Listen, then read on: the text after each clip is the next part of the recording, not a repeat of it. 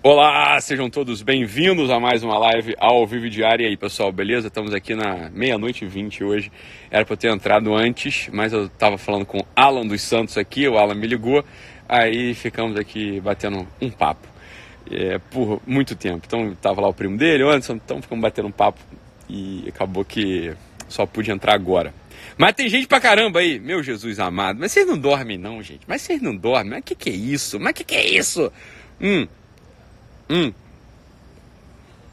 Muito bom, muito bom. Então, na nossa sequência de lives, eu falei que as lives iam ser entre 5 da manhã e 11h59 ou em qualquer horário que eu quiser. Pronto, hoje a gente está no horário que eu quiser. Beleza, estamos aqui 00:20, vai ser uma live curta. Não se preocupem, vocês vão dormir, não tem problema. Olha só a cara de pau do Dari perguntando se isso é hora, mas você tá aí acordado também, né, meu caro? Tá bom, beleza, maravilha. Não temos avisos. Aqui a Luana perguntando se vai ter curso em Campo Grande ano que vem. Não digo, tá bom? Não digo. Mas a gente já tem, as cidades que eu vou dar o curso ano que vem. Vai ser legal. Eu vou falar com vocês daqui a pouco sobre isso aí, tá? Ano que vem vai ter curso pra caramba, né? Porque foi um sucesso esse ano. Quer dizer, o conteúdo muito bom, o conteúdo se consolidando também, mas a procura tá muito alta, né? Acabou que ficou muita gente fora esse ano. Então, ano que vem vai ter em Miami também. A Dani Guardini perguntando aí, tá bom? Hoje eu queria falar com vocês sobre um tema, não tem nada a ver com o Zumbi dos Palmares, não. O Zumbi dos Palmares eu já falei no mini podcast, no Guerrilha Cast, lá no Telegram. Então, muita gente ouviu já, muita gente mesmo assistiu. Só foram 6 minutinhos falando um pouco da parte histórica do Zumbi, né? Dos Palmares, e depois eu fiz aquele post lá no Instagram. Vamos ver se o Instagram acha que aquilo ali se tá dentro da política do Instagram, se o Instagram autoriza a gente a falar sobre verdades históricas ou se ele só deixa repostar aquilo que são as mentiras contadas aí, recontadas, né? Então, fica no aguardo aí. Por isso que é importante vocês se inscreverem lá no Telegram, porque eu estava até falando com o Alan isso agora, que a qualquer momento, né, se a gente viola a política de privacidade, não, a política da rede social, a casa é deles, eles podem fazer o que eles quiserem, realmente, a gente não tem nada a fazer. Muito bom. Então, hoje eu queria falar com vocês sobre um assunto, que é um assunto que eu trato de modo mais extenso, e muito extenso, na verdade, e mais sistemático lá no curso presencial, mas é o assunto de uma motivação específica que aparece num certo momento da maturidade do ser humano, que é o seguinte. Então, num certo momento da vida do homem, aparece uma seguinte pergunta na cabeça dele, que é a pergunta: retifico ou ratifico? Essa pergunta ela aparece em alguns momentos na vida do sujeito, né? Ela pode aparecer no momento de imaturidade, no momento que tem a ver com a idade da pessoa, né? E isso em regra acontece ali perto dos 30 anos, um pouco antes dos 30 anos. Você pode ver, se você já tem mais de 30 anos, você pode notar que algumas grandes decisões que você tomou na sua vida, tanto interiores mas exteriores mesmo, né? Aconteceu ali perto dos 28 anos. Perto dos 28 anos a vida aparece com um certo peso que relembra um tipo de morte, relembra um tipo de confronto com a morte, um confronto definitivo com o nosso destino último. Então, ali perto dos 28 anos aparece essa pergunta, que não aparece assim, não é que aparece um anjo do céu e no espelho, sei lá, de noite, fala com você: retifica ou ratifica, ratificas ou retificas, meu jovem. Não é assim que aparece, mas é uma sensação, é um sentimento. A vida, ela adquire uma certa densidade, as coisas adquirem um certo peso. As coisas que a gente começa a fazer ali perto dos 28 anos, elas já não são mais tão triviais quanto antes, e com isso eu não estou querendo dizer que as pessoas que têm menos de 28 anos são pessoas triviais, mas a gente não pode também tapar o sol com a peneira. A gente não pode se enganar e achar que uma jovem de 20, 21, 22 anos tem ainda a densidade da vida. A verdade é que não tem. E é uma delícia, na verdade, conviver com essas pessoas, porque a gente relembra uma certa leveza necessária diante da vida também. Nem tudo é tão dramático, nem tudo é tão definitivo assim. Mas para as pessoas de 28, 18 anos, as coisas elas são mais leves, as pessoas mudam de ideia com mais facilidade, os sonhos ainda são todos abertos, as pessoas ainda têm muitas opções na vida, e é normal que quando a gente vai encaminhando para a maturidade, não necessariamente uma maturidade interior da personalidade, mas uma maturidade da própria vida, da tua própria história biográfica, isso é um pleonasmo, né? Da tua própria história. É normal que você vai chegando perto dos 30 anos, você vai amadurecendo, as opções elas vão de algum modo reduzindo, porque você já viveu, você no fundo, você sabe que certas coisas você pode fazer e tantas outras você não pode fazer, pelo simples motivo de que você já não tem mais tanto tempo, pelo simples motivo de que, bem, algumas oportunidades passaram mesmo. Isso é normal realmente acontecer. Agora, ali perto dos 28 anos aparece essa pergunta, não é uma pergunta, mas a vida aparece com essa forma. A vida, ela aparece com essa forma do retifico ou ratifico. Essa é uma das primeiras grandes crises do homem. Uma das grandes primeiras crises do homem, mulher, quando eu digo homem, é o ser humano, né? Porque hoje em dia precisa explicar tudo. Uma das grandes primeiras crises do ser humano, do homem concreto, do homem vivente, aparece perto dos 28, 30 anos, porque a vida, como eu disse, ela adquire essa forma. Aquele fenômeno estranho que as pessoas veem, né? Que às vezes a pessoa fala, mas o que é isso? Sei lá, os artistas, os cantores de rock, sei lá, tem um monte de gente que se mata ali perto dos 28 anos, é uma epidemia, né? Pessoas morrem, sei lá, com overdose, se matam, quase como que não aguentando esse mesmo peso da vida, esse mesmo peso da forma, essa nova forma da vida. Então, a vida ela vai adquirindo essa forma ali perto dos 28, 30 anos, e as coisas elas aparecem desse modo. É claro que quando a pessoa tem 28, 30 anos, e ela não tem ainda a maturidade verdadeira, essa pergunta, ela em regra, ela vai levar o sujeito a querer mudar do que ela está fazendo. Então, às vezes a pessoa casou com 25, sei lá, e chega perto dos 28 anos e pensa assim, mas agora eu não aguento mais essa família aqui, eu vou embora. A pessoa vai. Ou então a pessoa tem uma carreira, e aí ela começa a olhar assim, mas será que foi para isso que eu nasci? Será que foi para isso que eu... será que essa é a minha vocação? E aí ela muda de carreira. Então a pessoa fala assim, acho que essa cidade aqui que eu tô morando, ela realmente não é pra mim, é uma cidade muito grande, então eu vou pro meio do mato. Nossa, é aquela cidade muito, muito caipira, então eu vou pra cidade grande, sei lá. Olha, por isso que eu dou aquela recomendação, que obviamente não é uma recomendação particular, é uma recomendação geral, é um conselho geral. Não é olhando o caso concreto de cada um, mas é um conselho geral que vale a pena a gente levar a sério, que é o seguinte, olha meu filho, você tem aí 28, 30 anos, realmente a recomendação que eu te dou é não muda de lugar. Continua a fazer o que você está fazendo. Se você está na cidade, olha, fica aí mais 2, 3 anos. Se você tem um emprego, meu filho, provavelmente você está querendo mudar de emprego, não é porque o emprego é ruim, não é porque esse emprego não é para você, é porque você provavelmente não se dedicou, você não se dedica, você não acorda na hora, você chega atrasado, você enrola o teu chefe, você enrola os teus amigos, você não leva a sério a entrega do produto que você tem que entregar. A mesma coisa de carreira, emprego, né? Ou às vezes uma carreira universitária, a pessoa está na faculdade ainda, sei lá, e aí ela quer mudar de área. Fala, provavelmente você está querendo mudar de área porque você não estuda, né? Então, se você não estuda, você realmente não vai se identificar com a coisa. Então, perto dos 28, 30 anos, a coisa que, em geral, quando a pergunta aparece, a minha recomendação é fica onde você está por um único motivo, porque vai passar. Essa pergunta ela é muito esquisita. Quando ela aparece pra gente na cidade, a pergunta passa. A vida volta, depois dos 30 anos, ela volta a ter uma outra densidade. Ela volta a ter uma densidade menor. Ela não volta a ser tão definitiva quanto ela foi nesse pequeno período de 2 anos.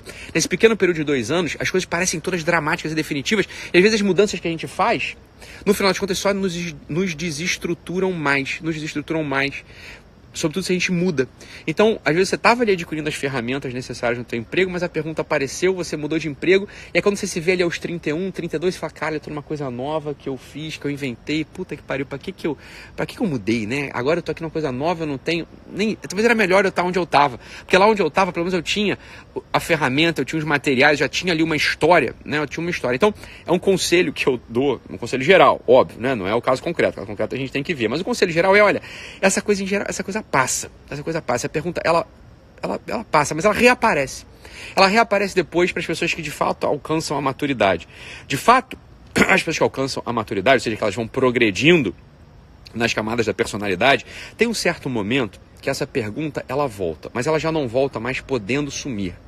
Tem um certo momento da vida, depois que você já adquire um papel social, ou seja, você já sabe que você consegue trabalhar, você já sabe que você consegue entregar o teu serviço, você já sabe que você é relevante para a tua comunidade, para a tua família, para os teus parentes, para tua, sei lá, para ali para o lugar onde você está. Você já sabe que você é relevante ali, por quê? Porque você domina uma técnica, você serve a tua comunidade, você, assim como Adler, né, o Alfred Adler falou pra gente, você já tem ali, você já tem uma vitória, você já venceu o complexo de inferioridade. Por quê? Porque você serve a comunidade. Você já sabe que a tua individualidade ela só aparece quando você se derrama na comunidade, quando você se derrama no outro através do serviço. Então, tem um certo momento da vida na qual você já dominou a técnica, as técnicas necessárias para a vida adulta. Então você já tem um emprego, você já é relevante, você já até ganha o teu dinheiro, mas às vezes você não ganha muito dinheiro, mas você já sabe que você pode se sustentar. As pessoas contam com você, e quando a gente fica algum tempo nisso, a gente fica algum tempo ali tendo a técnica dominada, trabalhando sem se importar tanto assim com a opinião dos outros. Ou seja, a gente trabalha não para que os outros batam palma para a gente, mas a gente trabalha porque a gente sabe que a gente é relevante, que a gente é necessário para aquela comunidade. Depois que a gente fica um tempo vivendo essa vida, vivendo essa motivação vital, aparece uma coisa estranha. Olha, depois que por algum tempo assim a gente ficou vivendo esse tipo de vida, a perguntinha do retifico ou ratifico, ela reaparece pra gente. Mas ela reaparece não mais como uma coisa que passa. Ela reaparece não mais com aquela dramaticidade urgente. Não, ela aparece como um peso sério. É um peso sério assim, olha meu filho, essas coisas que você está fazendo, que você vem fazendo por todos esses anos, elas valeriam mesmo diante da morte. Ou seja, mesmo diante da morte, mesmo se você sabe que você vai morrer, diante da morte, você continuaria fazendo isso que você está fazendo? Essa é a pergunta que aparece quando o sujeito ele vai amadurecendo mesmo. Ou seja, o sujeito venceu ali as motivações de quarta camada. O sujeito, a motivação dele já não é mais só ser validado, não é só mais encontrar o sorrisinho dos outros. Não, a motivação dele é servir a comunidade, é servir um ideal. Bem, depois de um tempo vivendo assim, a vida ela aparece com esse peso, que não é, como eu disse, um peso agitado, né? Não é aquela agitação rápida, dramática, não. É uma coisa mais calma, mais profunda, mais serena, mas totalizante. É uma coisa totalizante. Quer dizer, isso que você faz, meu filho, tem valor diante da morte? Isso que você faz, meu filho, tem valor diante da eternidade? Isso que você faz continuaria valendo, independente de qualquer coisa? Olha, essa é a pergunta dos sujeitos maduros. E um exercício que vai te levar a essa maturidade é meditar na morte diariamente. O sujeito que não medita a morte diariamente, esse sujeito, ele não entrou no jogo real da vida. Ele não entrou no jogo real da vida porque, olha, se a gente não tem a ideia de que a gente vai morrer, preste atenção nisso aqui que eu vou falar, porque isso aqui parece um paradoxo. Isso aqui parece uma coisa que talvez não faça muito sentido à primeira vista. Mas um sujeito que não meditou suficientemente na morte, esse sujeito não pode levar nada a sério. O sujeito que não meditou realmente diante da morte, esse sujeito ele não consegue encontrar um propósito vital. O sujeito que não meditou realmente diante da morte, para ele, tudo, preste atenção, para ele é como se tudo pudesse acontecer a qualquer momento. Porque, olha, se eu não tenho certeza que eu vou morrer, se eu não meditei que eu vou morrer, se eu não sei que eu vou morrer, tanto faz viver ou não. É aqui que parece o paradoxo. Porque algumas pessoas desacreditadas, algumas pessoas descrentes podem pensar que é o contrário. O contrário seria, olha, já que eu vou morrer mesmo, tanto faz. Mas isso é uma bobeira. A verdade, é uma bobeira mesmo. A verdade é a seguinte, quando o sujeito medita na morte, aí que aparece a seriedade da vida. Uma pessoa que fala isso assim, mas tanto faz, eu vou morrer mesmo, tanto faz o que eu vou fazer. Essa pessoa ela não parou para meditar na morte um único minuto. Se a pessoa meditar na morte, na própria morte, na sua própria morte, olha, eu vou morrer. A meditação dessa realidade, ela dá para a vida uma densidade, que é a densidade da vida real. Ela instala a gente no arco real das nossas realizações e tudo para a gente, ou seja, cada dia passa a contar. Tem uma frase, tem uma ideia que veio dos americanos, que é o fake it until you make. Você vai disfarçando, vai fingindo que você sabe fazer alguma coisa, até que aquela coisa fique real para você. Né? Isso é uma ideia que os americanos passaram pra gente que, bem, ela tem alguma razão de ser, mas ela ainda é muito diminuída, ela é muito amputada. Essa coisa do fake it until you make it, ela só tem sentido real se a gente medita diante da morte, porque é como se a gente pudesse morrer todo dia. Ou seja, eu posso morrer hoje. E se eu morresse hoje, eu agiria dessa mesma forma. Se eu morresse hoje, eu deixaria de cumprir o meu dever, eu deixaria de cumprir as coisas que eu preciso cumprir. Se eu morresse hoje de verdade, olha, tem aquela outra ideia estúpida, né? Aquela outra ideia estúpida, assim, se eu soubesse que eu fosse morrer hoje, cara, aí eu ia comer todo mundo, eu ia, me drogar, eu ia comer pizza pra cacete, eu ia chutar o balde. Isso é coisa de quem jamais meditou diante da morte. As pessoas que sabem que vão morrer, isso a gente olha no hospital, pacientes terminais. Eles não têm esses delírios loucos pelo prazer. É muito curioso isso.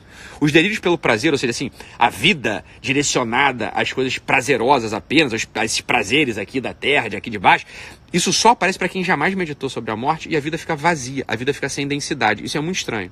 Mas isso é profundamente real. Quando a gente vai nos hospitais, é claro, eu tive experiência disso, sou médico, né? Então atendi muita gente que estava para morrer, que sabia que ia morrer. O olhar da pessoa muda, e não é um olhar necessariamente triste. A pessoa ela começa a buscar sentido nas coisas que ela está fazendo diariamente. Então, veja, a pessoa ela se torna mais responsável. É uma coisa muito esquisita. Ou seja, aquele jeito que sabe que vai morrer, ao contrário do que, claro, essas novelas da Globo, essas musicazinhas ripongas da década de 70 queriam falar pra gente, se eu soubesse que eu ia morrer, eu ia chutar o balde, ia fazer um monte de merda. Não, é o contrário. O jeito que sabe que vai morrer, ele encara a vida de um modo deliciosa, de um modo assim, delicioso, é uma delícia a sério. A pessoa encara a vida assim com uma densidade maravilhosa. Cada dia conta, cada segundo importa, cada ato seu adquire uma relevância até então desconhecida. Isso só acontece quando o sujeito medita diante da morte. Só quando o sujeito medita diante da morte. Se o sujeito não meditou diante da morte, ele ainda não entrou no jogo real da vida. Então, em primeiro lugar, aparece a pergunta retifico ou ratifico, ali perto dos 28, 30 anos, que é uma pergunta que ela aparece de modo imaturo ainda. Ou seja, o sujeito ele pode mudar, ele pode... Deu na veneta, saiu do relacionamento, abandonou os filhos, saiu da cidade, saiu do país, mudou de carreira, bem, isso acontece, né? E se aconteceu contigo, paciência, está acontecido, depois a gente tem que rever como é que faz. Agora, tem um outro momento da vida, no outro momento da vida, essa pergunta ela reaparece, mas olha, ela reaparece sem que você possa sair do lugar no qual você está. Porque preste atenção, se não é assim, olha, se o Ítalo está dizendo que essa pergunta aparece de modo assim dramático, sereno, né, mas profundo e totalizante, num certo momento, no qual você já estabilizou ali os teus afazeres, ou seja, você estabilizou em você as tuas capacidades, se você já sabe servir a comunidade, se você sabe que a comunidade conta contigo, se você de fato é uma pessoa que importa para a comunidade, ora, se você sabe disso tudo, ou seja, se você é um sujeito responsável, a psicologia da responsabilidade, assim como dizia o Alfred Adler, se você já sabe dessas coisas, ora, quando a pergunta aparece, você não pode fazer o que você quiser. Esse é o grande drama do homem maduro. O grande drama do homem maduro é o seguinte, olha, a pergunta retifica ou ratifica, ela reaparece, mas eu não posso mais mudar de lugar a meu bel prazer, porque eu sei que a minha personalidade conta para aquela comunidade. Eu sei que as coisas que eu ofereço para aquela comunidade, as coisas que eu entrego para aquela comunidade contam para eles. E é por isso que eu não posso mudar de lugar ao meu bel prazer. Eu vou ter que conseguir dar uma resposta. Se a resposta que prevalece a pergunta é, ora, eu preciso retificar, eu preciso mudar. Se a resposta que aparece à pergunta, ela vai nessa direção, temos uma outra crise, uma crise da maturidade real. Ou seja, eu vou precisar, sem sair do lugar, sem deixar de cumprir o meu dever, sem deixar de ser quem eu sou, eu vou precisar de algum modo reinventar a minha vida. Essa é uma das grandes maravilhas da vida do homem maduro. É você precisar reinventar a sua vida sem deixar de ser quem você é, sem mudar de lugar, sem desertar da sua posição, sem abandonar suas obrigações, sem abandonar suas responsabilidades. Isso é uma crise. Isso é uma crise real. Essa é a crise real. Ora, quando as pessoas falam assim, eu quero deixar de ser quarta camada porque é muito sofrimento, você não sabe o que você está falando. Os sofrimentos da quarta camada, eles são sofrimentos que passam com um beijinho, eles são sofrimentos que passam com uma resposta do WhatsApp. Os sofrimentos do sujeito, do homem maduro, da mulher madura, os sofrimentos, ou seja, daquele que se confronta com a morte diariamente, não só por um exercício, mas porque a morte aparece para ele diariamente, não, presta atenção, não é um desejo de se matar, é a responsabilidade da tua vida diante da eternidade, diante da tua morte. Ou seja, as coisas que eu faço aqui, elas têm valor de eternidade. Ora, esse sujeito ele não dá uma resposta fugidia, ele não dá uma resposta negligente, ele não dá uma resposta vulgar. Ele vai ter que dar uma resposta muito a sério. Uma resposta profundamente totalizante. Ou seja, como é que eu articulo esse ficar e esse transformar? Como é que essa articulação ela acontece? Essa é uma das grandes funções das amizades, essa é uma das grandes funções do amor. O amor humano, entre amigos, entre homem e mulher, eles aparecem sobretudo para isso. Eles estabilizam essa tensão que aparece no homem e na mulher madura. Uma das grandes funções de relacionamento de homem e mulher é ser a estabilização para o outro, quando essa pergunta aparece. Essa pergunta ela sempre aparece com um drama real, como um drama real. Esse drama ele é real, uma tensão real e inescapável. e a figura do homem ou da mulher na nossa vida aparecem justamente de algum modo para amenizar isso, para completar na gente aquilo que falta. Ou seja, se eu preciso mudar, se a resposta que eu tenho que dar é mudo, vou precisar mudar, a figura complementar, ou seja, o homem ou a mulher que estão ao nosso lado, elas aparecem para dizer assim, olha meu filho, mas cada vez que você me olha, cada vez que eu te olho, essa mudança ela já está acontecendo, porque o amor transforma, tá? E ao mesmo tempo, assim, olha, eu preciso continuar cumprindo as minhas responsabilidades, eu não posso sair de onde eu tô. Ora, para que serve, né, a relação real, a relação densa, a relação sólida, a relação estruturada? Para essa mesma coisa. Fala, olha, eu tô aqui na tua frente e não queira fugir da responsabilidade que você tem comigo. Você, como disse lá o Exupéry no Pequeno Príncipe, olha, você me cativou. Então você é responsável por mim, porra. Você tem uma responsabilidade diante de mim. Essa é uma das grandes maravilhas do relacionamento humano. É outro paradoxo aparente. É um paradoxo de responsabilidade e âncora. Aparece ali a responsabilidade e a âncora, mas ao mesmo tempo aparece a transformação e a vela inflada por um ar, por um vento, por um sopro do amor. Isso é a maravilha do relacionamento humano. A maravilha do relacionamento humano é a gente ser essas duas coisas para o ser amado, para o sujeito amado, para aquele que a gente ama, né? Então, olha, se você está no relacionamento, se você é esposa, marido, e você não é essa dupla função, se você não é essa dupla, você não tem essa dupla função, essa dupla personalidade, não como duas personalidades distintas, né? Mas se você não exerce essa dupla função para o outro, você está pecando. Você está pecando miseravelmente, você está fugindo de algum modo daquilo que é ser aquele que o outro pode amar, aquele que o outro deve amar. Então, essa é a ideia, né? Essa é uma ideia geral aqui sobre esse tema, que é o tema da morte. É um tema que não estou falando de perda de ente querido, não estou falando de perda de pai, de mãe, estou falando da tua morte. Eu também não estou falando do desejo de morte. Eu estou falando de uma meditação necessária, séria, calma, profunda sobre a forma da tua vida. Se a gente não meditou sobre isso a sério, a vida pra gente ainda não tem densidade. A gente ainda não entrou em campo, a gente ainda não é titular, a gente ainda está no banco de reserva, a gente sequer foi convocado. Então, essa é a ideia. Vou deixá-los aqui para que vocês possam dormir. Eu vou terminar de fumar e terminar de caminhar aqui, tá bom? Voltamos a nos ver amanhã. Um abraço, fiquem com Deus e até mais. Tchau, tchau.